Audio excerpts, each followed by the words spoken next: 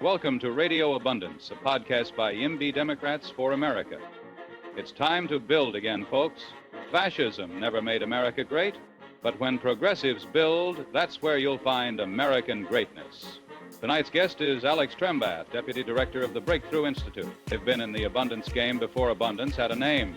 For 2 decades, the Breakthrough Institute has fought to build clean energy, protect the environment, save the climate, and improve food and farming. Not with scarcity and saying no, but with abundance, creation, and saying yes. We'll talk about their origins in 2005, what makes nuclear energy powerful and safe, how to think about the Fukushima disaster, and the upcoming Abundance 2025 conference this September in Washington, D.C. That's coming up right now on Radio Abundance. You're listening to Radio Abundance, a podcast by YIMBY Democrats for America. Now let's get to the show.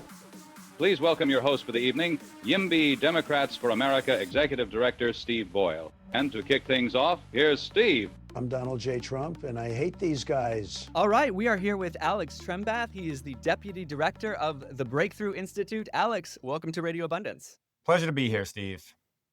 Hey, it is a pleasure to have you and get to sit down with you.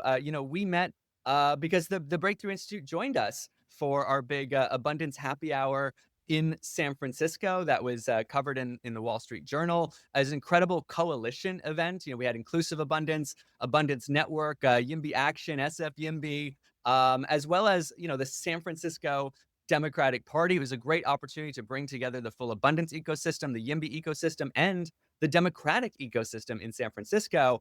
And something that we are keen to note is that abundance is more than housing. Housing is sacred to us and very top of mind and very important. We are urbanists. We like cities, and we want to reduce the cost of living for everybody, give everybody opportunities to have a roof over their head and to thrive and build the life they want. And a big part of that is a lot of other areas that need abundance too, from transportation to healthcare, and of course, energy, clean energy, the climate, the planet, food and agriculture, and food security and health and nutrition. And so we were so honored and delighted to have the Breakthrough Institute there with us, bringing people together, helping to bolster that event and turn out their coalition and bring these worlds together. And we're really excited for this opportunity right now to sit down with you, Alex, and deep dive into what the Breakthrough Institute is, what do you care about, and what we should be thinking and learning about these questions around everything from food and agriculture to energy, the cost of energy, clean energy, climate change, and the planet. So thank you for being with us. Thank you for having me. Yeah, I like to think that the abundance movement is the kind of a massive river into which flow several sort of either recently or more long-lasting sort of tributaries. So I like to think that we at the Breakthrough Institute and a bunch of these other sort of constituent organizations in the Abundance Coalition have been doing abundance since sort of long before abundance was the watchword or even a book or a conference or any of these things. Which is it's kind of funny actually, contrary to an argument that you see some abundance critics making, which is that it's this sort of top-down astroturf coordinated project of whatever, the neoliberals or the tech right or Silicon Valley, whatever. It's just not that at all. It's emergent, right? It's emergent from a number of sort of strands of thought and scholarship and activism that have kind of cropped up over the last few years, including some sort of newer sort of policy think tanks that have emerged and been founded since COVID, like the Institute for Progress, Foundation for American Innovation, Employ America, but then also, somewhat older kind of strands like the YIMBY movement, which has been around for over a decade at this point, sort of has its epicenter in the San Francisco Bay Area, which is, and it is pretty coincidentally, at least in terms of the logistics, coincidentally, where the Breakthrough Institute was founded in the San Francisco Bay Area. Our first office in Oakland. We're in Berkeley right now. We were founded in 2008 to kind of revitalize environmentalism for the 21st century. Our sort of founding sort of policy mantra and ambition was to make clean energy cheap, which was the foundation of an alternative politics for addressing climate change, an alternative to kind of capping and regulating carbon emissions away, to a politics of clean energy abundance. So we've been talking in so many terms and words about a politics of abundance for almost 20 years now. And I'm sure we'll get into the various chapters of the Breakthrough Institute's history, but that has woven from, the pre and early Obama years, has woven from when wind, solar, and batteries were way more expensive, through conversations about old nuclear and new nuclear, the founding of the eco-modernist movement, which launched here in California from the Breakthrough Institute, all the way to this conversation that we're having about abundance and the sort of growing strength of the Abundance Coalition. So always there's a lot to get into there, but that's at a high level sort of how I and the Breakthrough Institute got involved in these conversations about abundance. Yeah, YIMBY Democrats for America has been around 3 months, I think. The Breakthrough Institute, about 17 years. And we're all about, honoring is one part of it, but, revering and learning from and working with all the forerunners that have built this movement and had the courage and the sort of spirit of innovation and political bravery to show up at a time when people weren't making these arguments and build them from a small place to now a big place. And that includes everything from, we've had on YIMBY Democrats of San Diego, who, as far as we know, are the first and only really YIMBY Democratic group before YIMBY Democrats for America, and that we get to be the first national group. They're amazing, and I think they began around 2018. You mentioned the YIMBY movement in San Francisco. I really think about that as starting with, kind of Sonia Traust around like 2014. Obviously there was, people wanting to build more housing and deregulate some housing before then, but like the movement and the organization and the name YIMBY, I think at least comes from there. And that's 2014. You're talking 2008. So that's 6 years before that. So this goes back a long ways. What was, and I know I think you joined a little later, but what's the inception of this? I mean, what did the world look like pre-Breakthrough Institute, and how did it come to pass that this got started in the first place? So yeah, the two founders of the Breakthrough Institute published an essay in 2005. So in the prehistory of even the Breakthrough Institute, that essay was called "The Death of Environmentalism." It was an intentionally sort of provocative title, which described the ways in which the environmentalism that had emerged in the sort of post-war decades in the United States, in the 60s and 70s especially, was really outmoded to the environmental challenges of the 21st century. So it's not exactly certainly that we had like solved the classic 20th century environmental problems: pollution, land use change, biodiversity loss, deforestation.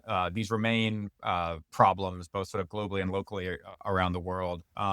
But it was that the types of politics and the types of solutions offered by the environmental movement were at least insufficient to the challenge of like decarbonizing 15 terawatts of global energy production. Were at least insufficient to the challenge of feeding, at the time, 5 going on 6, 7, 8, 9, 10 billion people without sort of paving over the rest of the world's rainforests and without accelerating climate change. And those solutions were insufficient because environmentalism was fundamentally a movement about stopping things and about sort of techno-skepticism at best, if not sort of active opposition to technological solutions at its worst.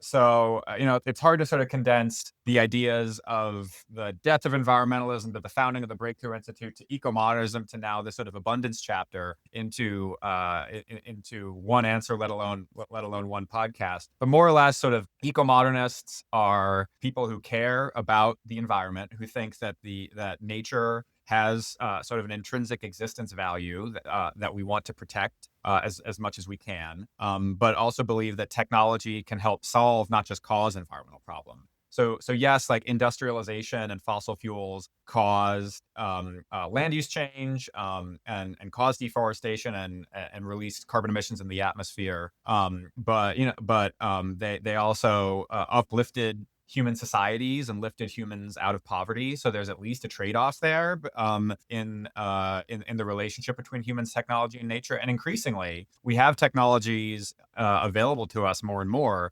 that minimize environmental damage as opposed to merely sort of mediating it or causing it. So you can actually you can actually get more energy in the future out of things like nuclear power plants and solar panels than you could sort of practically out of coal, oil, and gas if we can sort of get the technology and engineering right. That way you have energy abundance without things like climate change, and while actually minimizing the sort of materials and land use of our energy footprint.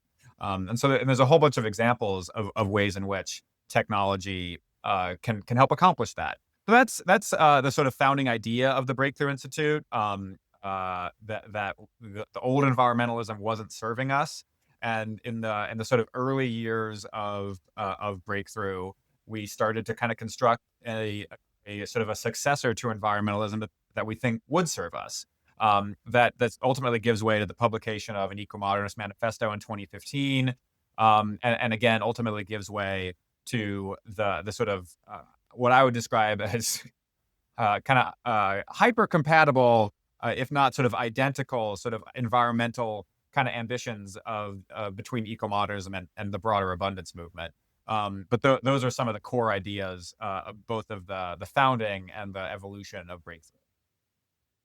Yeah, I mean, it is an amazing and inspiring journey. You've talked about being for abundance before abundance was the buzzword, and not just caring about abundance, but being aggressively against scarcity. The idea of an environmentalism for the 21st century. It's something I think a lot about. What is progressivism for the 21st century? What would a new deal for the 21st century look like? And you've talked about an environmentalism that builds, that creates, as opposed to obstructs. We just had Congressman Richie Torres on this podcast, and he talked about a cognitive dissonance at the core of democratic politics, because on the one hand, we talk about climate change as a planetary emergency and an existential threat, and I believe that is the case. And as much as we take Republicans to task for having for decades denied its existence and denied any interest in doing something about it, it is embarrassing and humiliating on the politics, but devastating for the planet, that you get to a point where Texas is building far more clean energy than California. How can that be possible? How can we get there? So this seems like an urgently needed movement, not just in the political space, but to solve climate change and save the planet. And as you mentioned, not just making the planet hospitable and sustainable, but also just how do you feed everybody and lift everybody up? I'm curious in a very fast way, if you could sort of take us through the 17 years a little bit, because thinking, all right, so you got this the sort of the essay and kind of opening salvo in 2005. I mean, that 2005 was a crazy moment, right? This is the heart of the Bush administration. They had just won re-election in spite of the giant failures in Iraq. This is pre-surge, so nothing had even started to improve in Iraq. We were at kind of the nadir of like that chaos and death. This is before the 2006 midterms, so Democrats had not taken back the House. I mean, that was a rough moment for Democrats, for the country, and the environmental movement. You mentioned getting started in 2008. So, depending on where that falls, I don't know where that falls in the presidential election and sort of the arc of Barack Obama's rise. And then you've got the Obama years, and I think you mentioned the Eco-Modernist Manifesto coming out around 2015. So that's when you're starting to see the rise of Trump, and before in the last years of the Obama administration. And, Obama, obviously big on climate change. Obviously, he had in the last Democratic National Convention, had an amazing moment in his speech where he talked about zoning and permitting reform, which was incredible. But I don't really remember that from his administration. And then you're going through the first Trump administration, and then you're going through the Biden years, where you both see, the Inflation Reduction Act and the biggest investment in clean energy and clean energy technology of all time. And then also, you're hamstrung by all the problems we're talking about now in terms of actually building it and getting it done and getting it through a vetocracy and committees and regulations, such that the investment doesn't matter if you don't see an ROI, because the shovels don't hit the dirt. And of course, now we are living in the new era of Trump 2.0, and whatever that means for the country, I'll let you interpret it. So curious if you can run us down those 17 years, not just the Breakthrough Institute's evolution, but sort of how you've plugged into the wider politics, what the biggest issues and challenges and antagonists have been, and kind of what dent you feel like you've made and impact you feel like you've made in those 17 years. I think the best way to describe it is actually to kind of just chart the fairly tectonic shift in kind of environmental and climate and clean energy politics, contrasting like 2008, early Obama, with the Biden administration. So in 2008, you have just a sort of locked consensus in the environmental coalition that climate change needed to be the priority issue for the incoming Obama administration, and that the policy proposal that had to pass at the time, the sort of supermajorities that Democrats had amassed in Congress was a cap and trade program for carbon emissions. So we were going to put a legal cap on the amount of carbon that industry was legally allowed to emit, and then they would get allowances and they could trade, and this would produce a price on carbon. Um, we argued that it didn't really matter where you put that cap if you didn't have the low carbon technologies to replace the fossil fuel power plants and cars and factories. And what was needed, not instead of, but much more than a price on carbon, was sort of a radical investments in low carbon technology and infrastructure to bring down the cost of renewables, to build more transmission, to bring down the cost of electric vehicles. And we were described as climate deniers for voicing any kind of skepticism of a price on carbon to deliver sort of deep decarbonization. Of course, we all know what happened at that point. The Obama administration, first of all, packages tens of billions of dollars, really hundreds of billions of dollars of investment in the clean energy economy in its Recovery Act in the first few months of 2009. And then, somewhat controversially, it's hard to remember, chooses to prioritize healthcare over climate change, and the infamous climate change bill, the Waxman-Markey legislation, passed the House but dies in the Senate in 2010. And sort of environmentalists in the climate movement have to walk up with their tail between their legs and explain why really hundreds of millions of donations to the environmental movement that had been in support of the cap and trade program had all been for naught. Obviously, there's a whole decade in between the failure of Waxman-Markey and the Biden administration, and there's a lot of history that we could fill in there. But the main shift that happens is that our alternative to a sort of carbon price focused climate politics wins, and the Biden administration says climate change is our priority, and we're going to address it through massive historic investments in clean energy technology that ultimately manifest in the Infrastructure Innovation and Jobs Act and in the Inflation Reduction Act, most especially.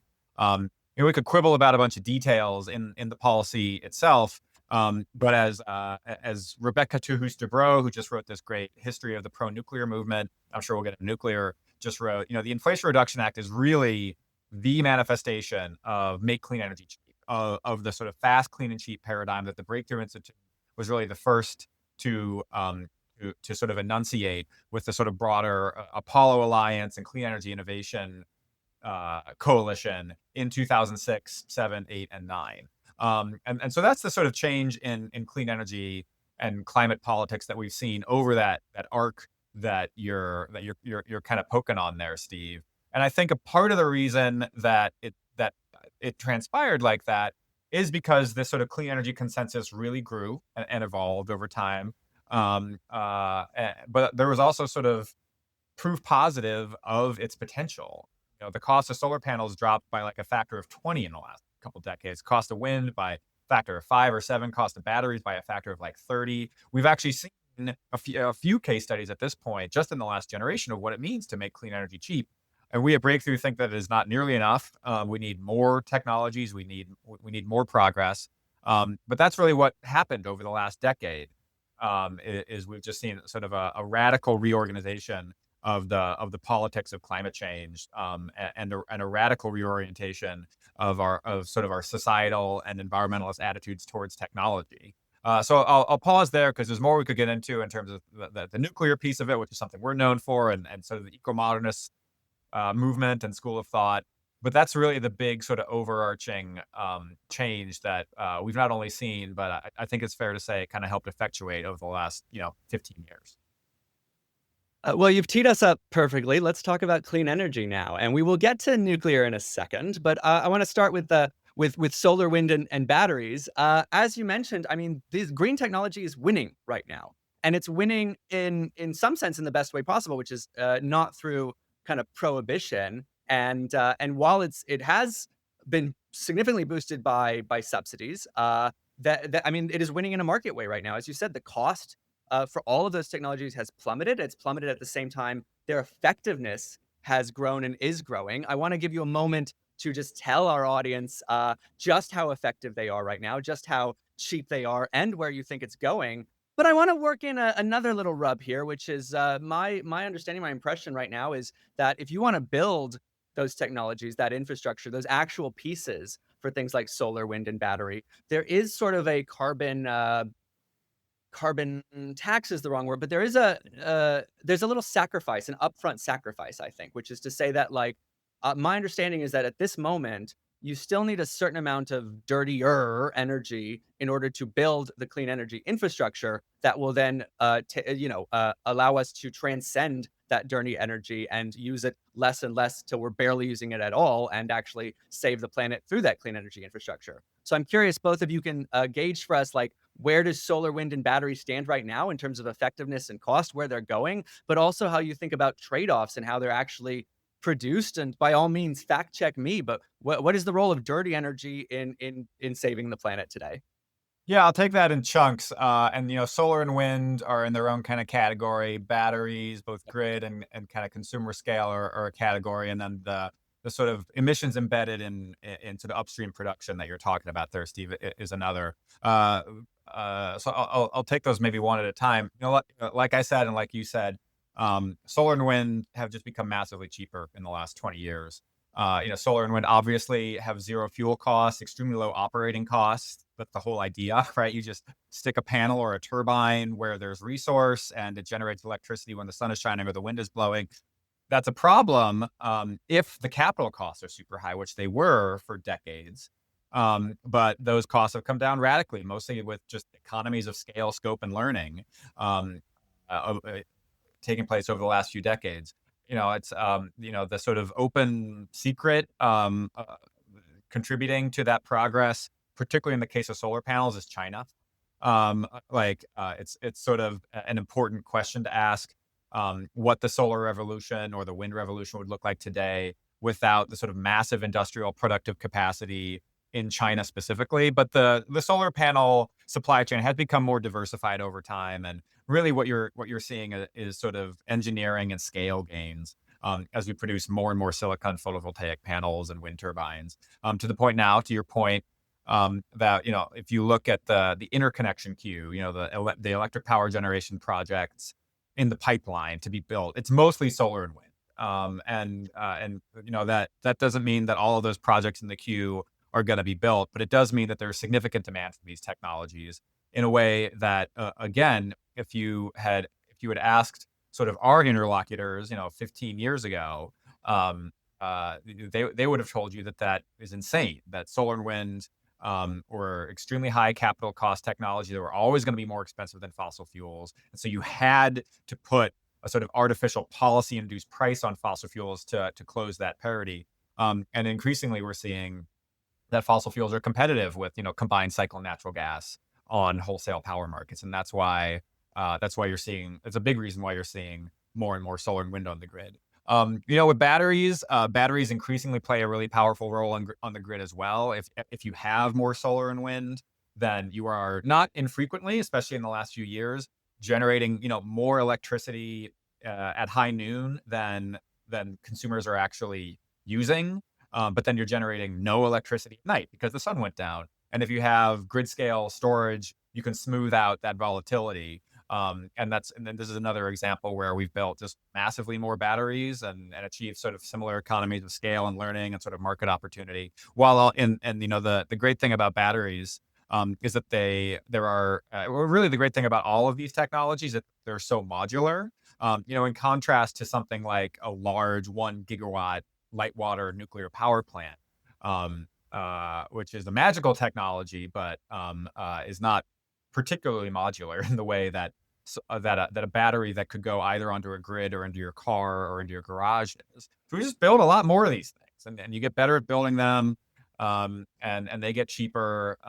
So you see similar progress in lithium-ion batteries for cars, and you see sort of similar engineering innovations like like Tesla and Fisker putting the batteries on the chassis of the car as opposed to in the trunk. And so it's really like on those three sort of key technologies, wind, solar, and batteries.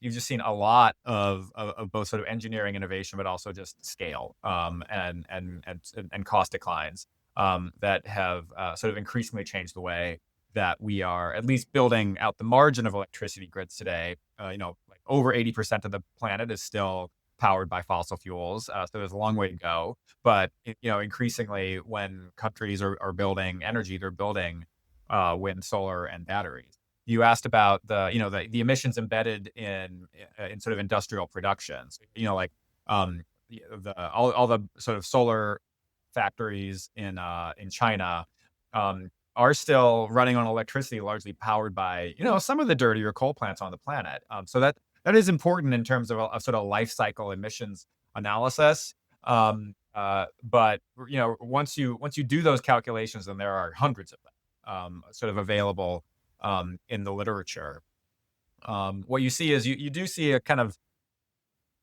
moderate differences in life cycle carbon emissions between solar and wind and nuclear.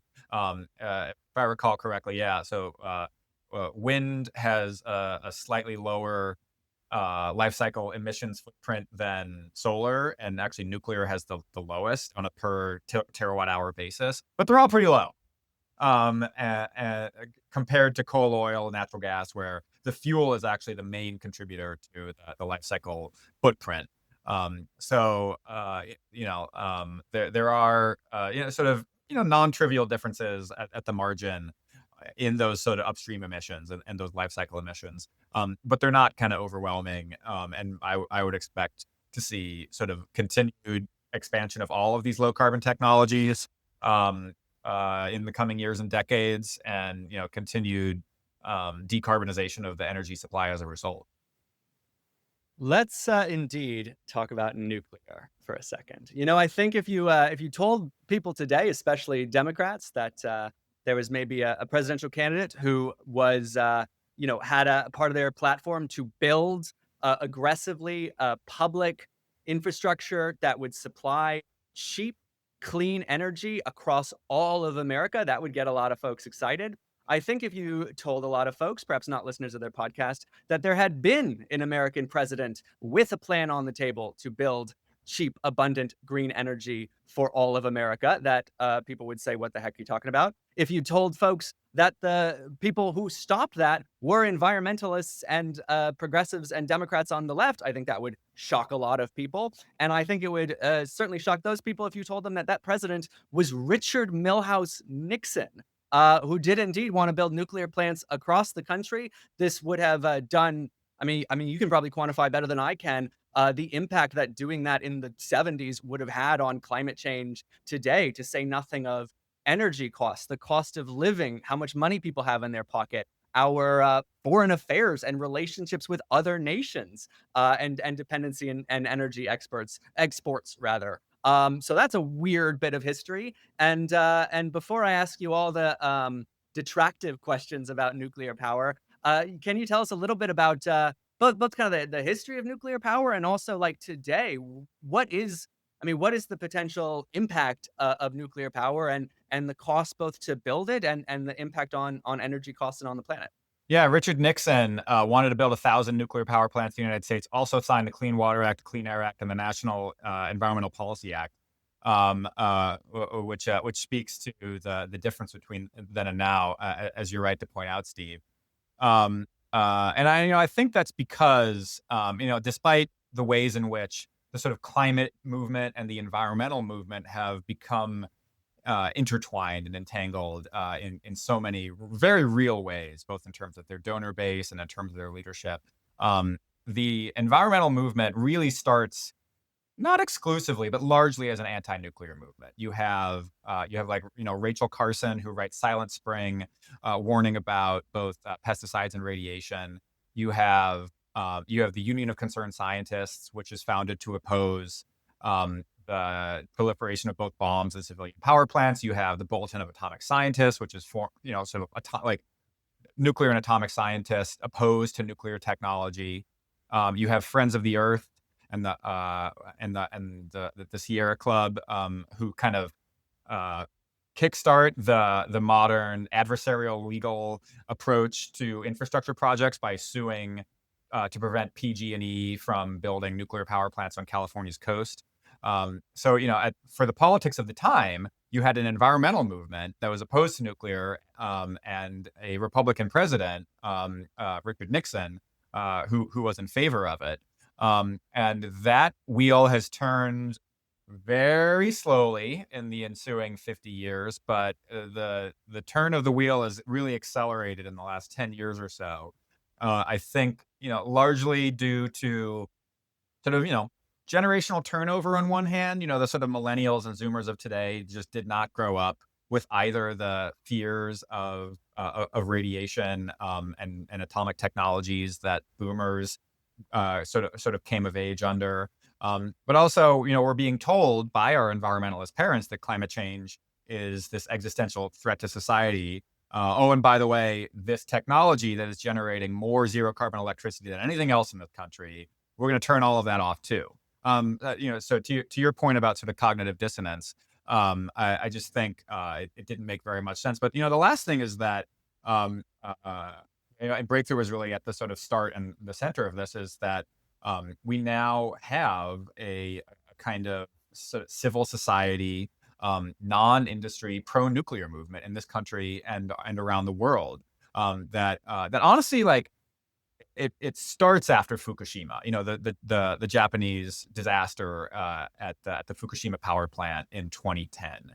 And I think I know it starts for Breakthrough because we felt that while pre-Fukushima, we had been sort of nominally pro-nuclear and excited about these new designs. And of course, it's low carbon technology, so it needs to be part of the story. We hadn't done a whole lot of focused work on it, focused advocacy, focused research. And so for us, and I think for a lot of people, Fukushima was really a Rubicon, where it's like, okay, so we've got all these power plants. Japan and Germany want to shut them all off, but we have a climate crisis as well.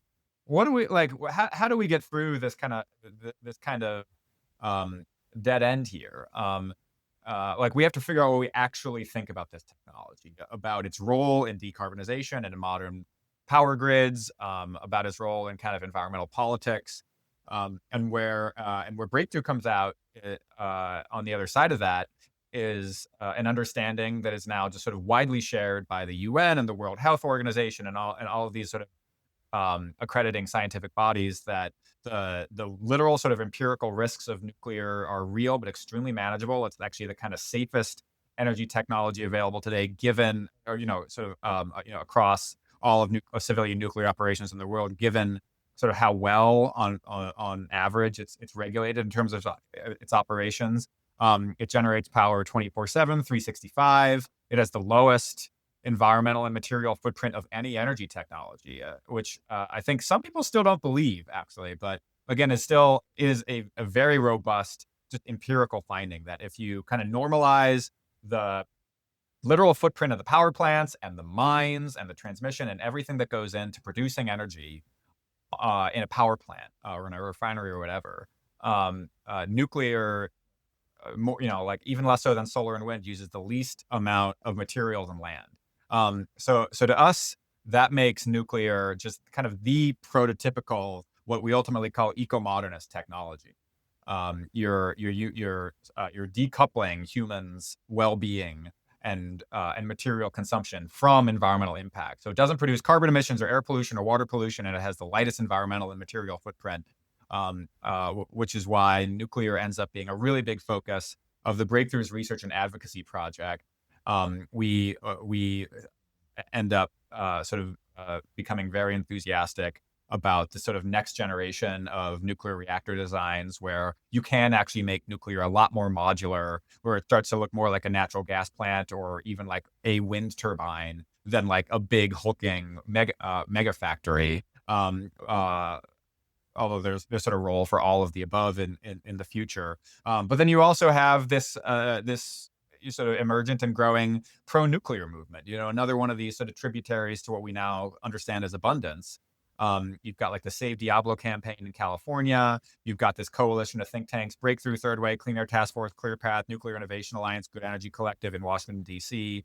You have this sort of growing campaigns in Japan, in Germany, to not close, but to restart their shuttered nuclear power plants.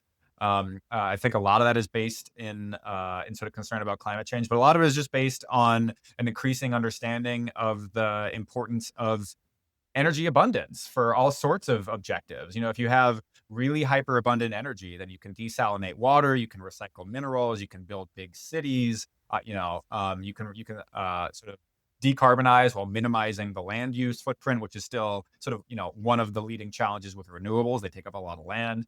And so that's it's a little bit to be said about both, I think, the kind of promise of nuclear and sort of where the tide has turned on the technology. Let's talk a little bit more about Fukushima for a second, right? Because when you tell people about nuclear power, and even when they understand the great environmental benefits and the cost benefits, two concerns you hear about a lot, right? One is it safe and in accidents, and the other is how do you store the byproducts? And when you talk about safety, right? I mean, the U.S. nuclear movement was really kind of poisoned and killed for a while because of 3 Mile Island. Now you can tell people nobody died at 3 Mile Island and has ever died from a nuclear accident in the United States. There were no injuries at 3 Mile Island. It is studied and affirmed that there were no environmental impacts, no cancerous impacts, no impacts whatsoever on people in the surrounding areas or the country. And then, all right, so you slip from that to talking about Chernobyl, and that's a whole thing. And we can talk about how that was a long time ago and how the Soviet Union was incompetent. Sure. But the one that's hardest to argue with was Fukushima. Now, most of the United States is not in a tsunami zone, but I still wonder, when we're thinking about building nuclear power plants, I mean, what happened at Fukushima? What are the risks of something like that in the US? How do we prevent that from becoming a disaster? How do we think about the damage from Fukushima?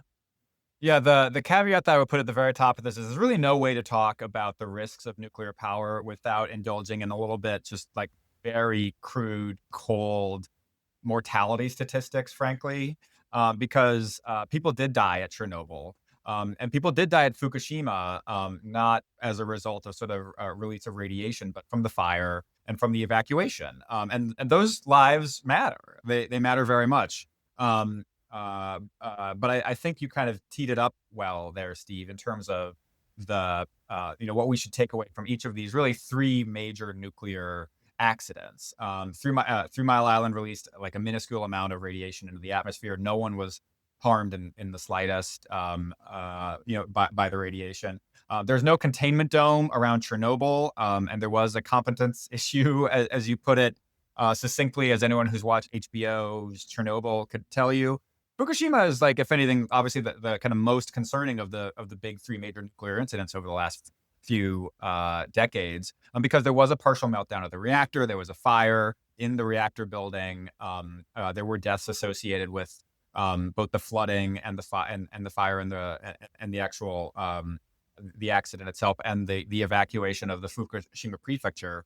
But again, there were no deaths associated with release of radiation, precisely because Japan operated, unlike Soviet Ukraine, a sort of a modern nuclear power system with redundant engineering capabilities, and with a containment dome that was and with sort of robust protective facilities that was literally a couple feet shorter than it should to prevent flooding. And of course that sounds like an excuse, and in many ways it is. And there has been, hundreds of millions of dollars at least spent by the Nuclear Regulatory Commission to study what happened at Fukushima, both in terms of sort of physical infrastructure and in terms of sort of managerial response, to prevent that kind of sort of N+1 disaster from happening to a nuclear power plant in the United States. But it was a frightening sort of industrial accident. And here's where you have to get a little bit cold-hearted and crude with the mortality statistic. there's scary industrial accidents all the time. You and I were recording this, I think, a week or so after a Boeing jet went down in India and hundreds of people died. I don't want to say that we should get used to that type of mortality event so that we can build more nuclear power plants. In fact, I think that just empirically, nuclear power plants are actually a lot safer than air travel, the safest way to travel statistically in the world. And that these smaller next generation reactors are even safer because they have fuels and fuel cycles that can't melt down, and in many cases have reactors and power engineering with many fewer moving parts and redundancies. But like I said, Fukushima was a Rubicon precisely because it was a nuclear disaster that actually had real impacts on public health and on the energy system in a modern economy. And we could get into sort of a little bit more of why Fukushima itself happened and other reactors in Japan didn't, and it mostly sort of boils down to sort of different managerial response by the reactor operators at Fukushima. But it was a sort of potent reminder of the power of these technologies, and I think that remains a power to be respected. You hear from some corners of the sort of nuclear advocacy community that these things are inherently safe. You just look at the statistics of the safest technology ever, and there's some truth in that. But the core of a nuclear reactor, of a civilian nuclear reactor, is dangerous. Like, we need cooling pools, we need dry cask storage, we ultimately need some kind of permanent storage. We need the sort of powerful safety protocols in terms of security, in terms of cement, and in terms of backup safety for conventional light water reactors. And we have those things, which is why there actually has never been any real harm caused at all by America's civilian nuclear power plants. And Fukushima kind of throws that into sharp relief and really, again, kind of necessitates the kind of diligence and the self-criticism that I think have been sort of inherent to the pro-nuclear movement's development since Fukushima. I think you've answered that very well and very thoroughly, right? Fukushima sort of stands as this one example of a nuclear accident in a technologically advanced and sort of liberally advanced society. And even that event, I've got the Wikipedia up right now. There was one death.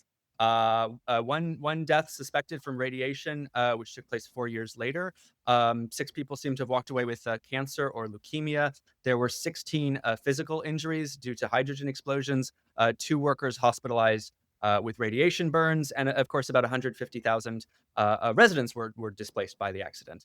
And so that, and again, as you say, when you compare that death toll and injury toll to what happens every day from cars, not even from car accidents, but just from the pollution and the use of other technologies, even before factoring in what changes, in terms of the planetary damage from climate change, in terms of the cost changes to different families and how more precarious your life becomes when you are paying more for energies. You can weigh these things pretty clearly. But then there is that one other topic, if we have time for it, which is storage. That's the next question, which is what happens long term. Now, my understanding is this is fairly well figured out. You've got places in Europe, and especially Northern Europe, building the infrastructure to be able to safeguard nuclear byproducts for millennia.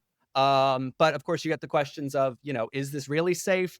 Where do you actually store it, both in terms of people's comfort level and in terms of like what land you use? And then like with, if it hasn't been millennia yet, it's not exactly tested for millennia. So how do we think about storing the byproducts of developing nuclear energy? Yeah, there's all sorts of things you can do with spent fuel, nuclear waste, as it's called.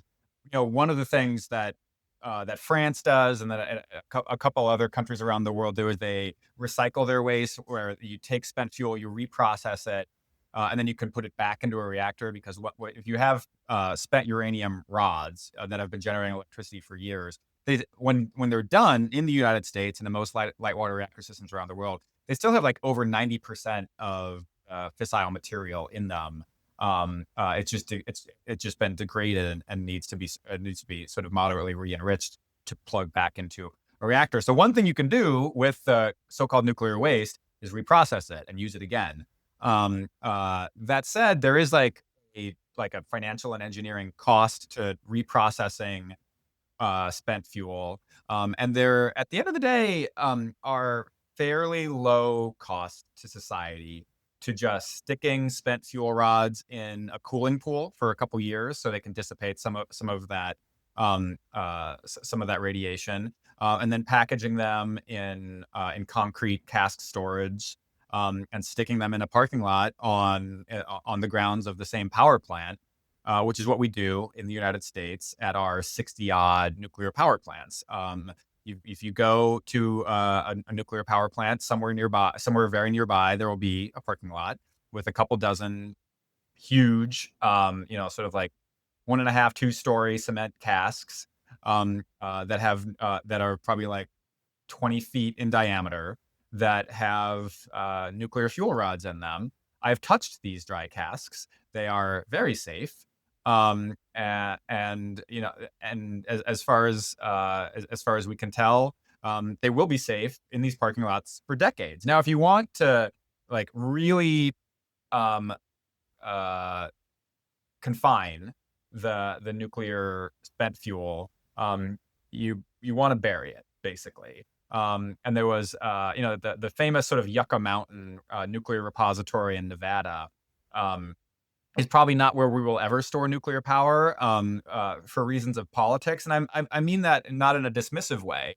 A problem with the kind of engineering culture of nuclear power is that you come up with these systems to either operate or manage nuclear technology, and you just ignore all the social systems and the politics of it. And so, sort of nuclear engineers and geologists found this hyper-stable geologic formation in the Nevada desert, the best place in the country where you could store a nuclear power plant deep under the earth, because they don't have earthquakes and there's no aquifers, and that's where you would want to put it from a geologist's perspective or from an engineer's perspective, but not from Harry Reid's perspective, and not from like other representatives of Nevada. And I don't want to sort of give due credit to the original NIMBYs, the no nuclear in my backyard folks, but you do actually have to take some democratic institutions and public opinion into account. And so Yucca Mountain sort of like struggles along for literal decades, as various folks, including Harry Reid, hold it up in the U.S. Senate. And now we still don't have a central permanent repository for our nuclear spent fuel.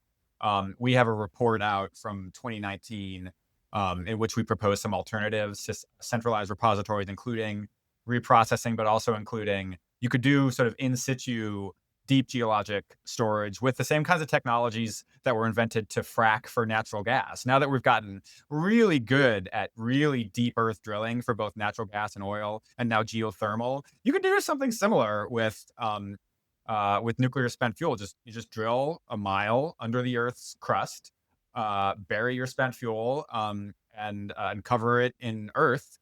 And it'll be there forever, not hurting anybody. You could dig it back up if you wanted, but I don't know why you would want to. So those are some things you could do with it. Like I said, it's being stored, and it has been stored safely for decades at the 60-odd power plants around the country. If you package all of it up, all of the nuclear spent fuel ever produced over 60 years of operations of these power plants in America, it would cover the land area of a football field, a couple, like 10 or 20 feet high. So again, this is a remarkably sort of land and material efficient technology that does need to be respected and taken seriously. And at the moment, you and I cannot just go build a nuclear reactor, and it would be unwise to do so. But this is if not a finally solved engineering and politics problem, then one that we're in a pretty decent equilibrium on today, frankly. And there are many options for how we could improve upon the storage situation in the future. Do you have a hard stop right now? No, I can keep going. Okay, cool. We'll wrap, but gives us a little breathing room.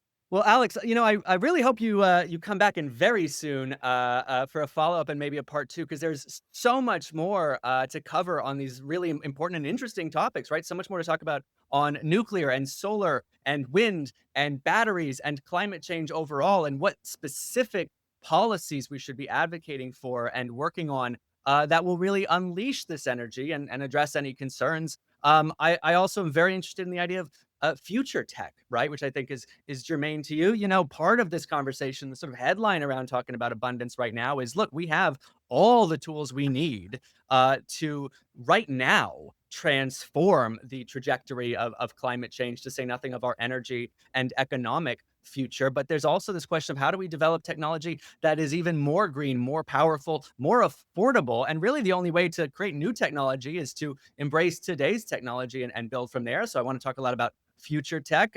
You're also very deep into the worlds of food and agriculture, which is obviously connected with energy, connected with climate, and certainly connected with abundance, right? How we an abundance of food is a pretty important thing for human life, and I think we could say that food is energy, at least for people. I want to dive into China. What have they done on energy? What can we learn from them? What should we not learn from them, or learn from them in the other direction? How the Breakthrough Institute ended up kind of aligning with YIMBYism and the abundance movement. Your life and trajectory. I know you've worked. This I think was your first job out of college, and you started as both you spent time as a policy writer and a comms guy, which are very different roles, and it's exciting to see both of those, the sort of the rhetoric and the details put together. Now, of course, you're deputy director, and then why San Francisco was home to both the inception of the YIMBY movement and the Breakthrough Institute. And then, of course, events, and that's kind of what I leave this on a plug for, and we can dive into this more in a part two. But a big part of the Breakthrough Institute's year right now is events, and specifically a big coalitional and exciting abundance conference in Washington, D.C., which you've done before and which is coming up pretty soon. So I wonder if you can just leave us with a little bit of background and a pitch for the Abundance Conference and how people attend and get involved, why it's exciting, why they should take it seriously, think about it, and put it at the top of their list, and why you value events so much at this moment when there's so much work to be done. A lot of ground to cover. I would be thrilled to come back, Steve. Thank you again for having me. And yeah, one sort of final plug for what really brought us together, which is this Abundance Coalition.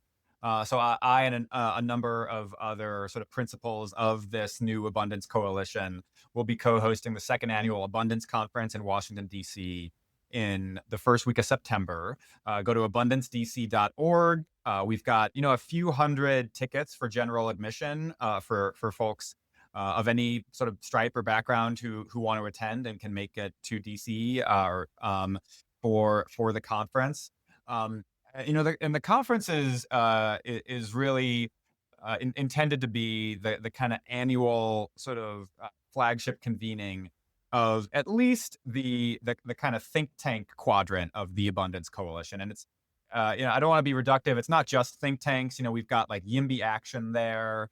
And we've got the Abundance Network there. A number of organizations who might describe themselves as advocates or think and do tanks. But really, this is the kind of home for the sort of is the kind of event for the Abundance Coalition to come together in person to discuss both its successes and the sort of remaining promises and frictions in its sort of policy agenda. So it's co-hosted this year by 15 abundance organizations, including Breakthrough and Inclusive Abundance and the Institute for Progress and Foundation for American Innovation and R Street, Federation of American Scientists. I don't want to leave too many people out, but you can go to abundancedc.org to see all of the co-hosts. And we'll be featuring conversations about permitting reform, about AI, about immigration, about healthcare, about sort of local government. The nice thing, and frankly, the daunting thing about abundance is that it kind of is a skeleton key to unlock all sorts of issues and subject matters. Which I think is why abundance as a notion and as a coalition has so much wind behind its sails right now. Not just in the Democratic Party, but especially in the Democratic Party. These conversations downstream of Ezra and Derek's book, and the sort of launching of organizations like yours, and the kind of abundance imperative within sort of capital D democratic intrafractional politics right now. So the Abundance Conference is meant to be, again, the sort of annual gathering of that sort of burgeoning and growing movement. I've been doing events for over a decade. The Breakthrough Institute used to co-host an annual West Coast and East Coast event.